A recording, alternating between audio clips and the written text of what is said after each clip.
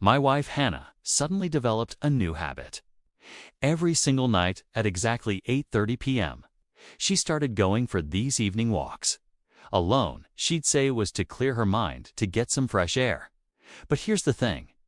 My wife has never been a walker. She hated the outdoors. Mosquitoes, the cold, the heat. You name it, she complained about it. If she needed to go to the corner store, a place that was literally a 3-minute walk away, she'd take the car. So this sudden passion for nightly strolls, it felt off, really off. At first, I tried to brush it off. Maybe she was stressed from work. Maybe she really did need to clear her head. I wanted to believe her. I really did. I'd say, "Have a nice walk, honey," and try to push the gnawing feeling in my gut away. But then, the little details started piling up. Things I couldn't ignore. One night, she came home, and as she leaned in to kiss me goodnight, I noticed it. A faint shimmer on her lips, lip gloss, a rosy, glittery kind. The problem: she wasn't wearing any when she left the house. I know for a fact because I'd kissed her goodbye. My mind started racing. Where did she get lip gloss on a walk around the neighborhood? The very next night, it got worse. She came through the door, all smiles, telling me about the lovely breeze. But I smelled something. It wasn't her usual floral perfume. It was cologne, a man's cologne. Sharp, musky scent that definitely wasn't mine. It was all over her coat. My stomach didn't just drop, it plummeted. The air left my lungs. The clearing her mind excuse was suddenly so thin, so transparent, I felt like a fool. My heart was hammering against my ribs, a frantic drumbeat of dread. I couldn't sleep that night. I just lay there, staring at the ceiling, replaying the scent, the lip gloss, the lies. I knew I couldn't just ask her. She would deny it, call me crazy, paranoid. No, I needed to see for myself. I needed proof. So, the following evening, I made a plan. I acted completely normal. We had dinner, we watched some TV. Then, like clockwork, at 8:29 p.m., she stood up. "I think I'll go for my walk now," she said, her voice light and casual. She grabbed her sneakers and her jacket. "Just a short one tonight," she added, pecking me on the cheek. Her lips were bare. I noted that. "Okay, be safe," I said, my own voice surprisingly steady. The moment the front door clicked shut, my act dropped. I waited 1 minute, 2 minutes. Just enough time for her to get a head start. Then, I grabbed my phone, put on my darkest hoodie, and slipped out the back door. My heart was pounding so hard I could hear it in my ears. I stayed in the shadows, moving from tree to tree, my eyes locked on her figure down the street. She wasn't walking towards the park, our neighborhood's only scenic spot. She wasn't even walking in a loop around the block. She was walking with a purpose, a destination. My dread grew with every step she took. She turned a corner, heading towards a quieter, more deserted part of our subdivision. And then I saw it. Parked under the dim orange glow of a lone streetlight was a black SUV. Sleek, expensive, the kind of car you notice. As Hannah approached, the passenger side door swung open. A man got out. Even from a distance, I could see he was tall, well-built, dressed in a sharp blazer and dark jeans. He looked like he'd just stepped out of a magazine. And my wife. She didn't hesitate. She walked straight into his arms. It wasn't a friendly hug. It was an embrace, the kind you see in movies. The kind that says, "I've missed you more than words can say." He held her, and she melted into him. It was so practiced, so familiar. 'Twas like they'd done this 100 times before. I felt a physical crack in my chest, like my ribs were splintering. My breath hitched. I wanted to scream, to run out there, to confront them, but my feet were glued to the pavement. My hand, however, was steady. I had already started recording on my phone the moment I saw the SUV. I zoomed in, my thumbs shaking slightly, and then they kissed. It wasn't a peck. It was a long, passionate kiss. A kiss that spoke of secrets and a shared world that I was not a part of. A kiss that said they belonged to each other. In that moment, under that lonely streetlight, my world shattered.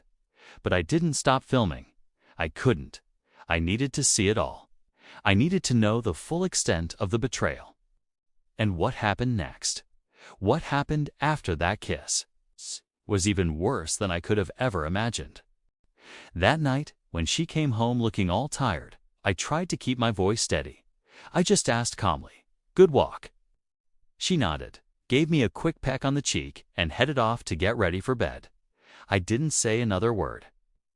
I just let the silence hang in the air, heavy with everything I knew. The next morning, I got up before her. I made the coffee just like any other day. The routine felt surreal, like I was an actor in a play about my own life. I connected my phone to our big living room TV and just waited. I sat on the couch, sipping my own coffee, feeling the heat from the mug, but no warmth inside. She finally came out, hair still a little messy from sleep, and sat down in her usual spot with her cup. She smiled at me, a soft morning smile. It was the same smile she'd given me 1,000 times before. That was the part that hurt the most. Then I pressed play. The large screen flickered to life, showing the park, our park, the one where we had our third date. And there she was, and there he was. Her face lost all color. It was like watching a statue crack. The coffee cup trembled in her hands. She stammered, "I tease not what it looks like." The classic line is the one you hear in movies, but never think you'll hear in your own living room. I didn't raise my voice. I just looked at her and said, I stopped her right there. "He kissed you." "You kissed him back?" "Don't tell me it's not what it looks like. Tell me what it is." That's when the dam broke. She broke down, sobbing, the kind of deep, gut-wrenching sobs that leave you breathless. Through the tears, she managed to get the words out. "It just happened," she cried. "We were just talking at first, I swear. Then, I don't know. I didn't know how to stop it." The words echoed in the room. It just happened, as if it were a rainstorm or a flat tire. Something beyond her control. But it wasn't, was it? It was a choice. A series of small choices that led to one big, heartbreaking one. Didn't know how to stop. You stop by saying no. You stop by turning around and walking away. You stop by remembering the person waiting for you at home. I didn't argue. I didn't yell. What was the point? The evidence was right there on the screen, a high-definition testament to her betrayal. The trust, the foundation of everything we had built, was shattered. I just got up and walked into our bedroom. I pulled a duffel bag from the top of the closet and started packing. A silent, methodical process. A couple of shirts, jeans, toiletries. Each item felt heavy, weighted with memories. I could hear her crying in the living room, but it sounded distant, like it was coming from someone else's life. As I zipped the bag, I thought about all those evening walks. She'd started taking them a few months ago. Said she needed to clear her head after work, get some fresh air. I'd encouraged it. I thought it was healthy. I'd make sure dinner was warm for when she got back. I'd ask her about her day, and she'd smile and say her walk was refreshing. What a fool I was. She wasn't clearing her head. She was filling it with someone else. I walked back into the living room, bag in hand. She looked up at me, her face red and swollen. "Please," she whispered, "don't go. We can fix this. But you can't fix a broken mirror and expect not to see the cracks. You can't unring a bell."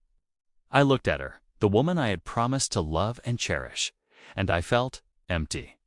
The anger and the hurt were still there, simmering beneath the surface, but mostly I just felt a profound sense of loss. Before I walked out the door, I stopped and looked back at her one last time. "Walks are supposed to clear your mind," I said, my voice quiet but firm. "They're not supposed to destroy someone else's." I closed the door behind me and didn't look back. The click of the latch was the final sound, the period at the end of a very long chapter of my life. I filed for divorce the next week. It was a clean break, as clean as something so messy can be. There was no screaming match, no drawn-out battle.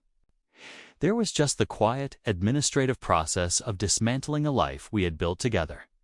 Her evening walks ended permanently. I don't know what happened to the guy from the park, and honestly, I don't care. He was a symptom, not the disease.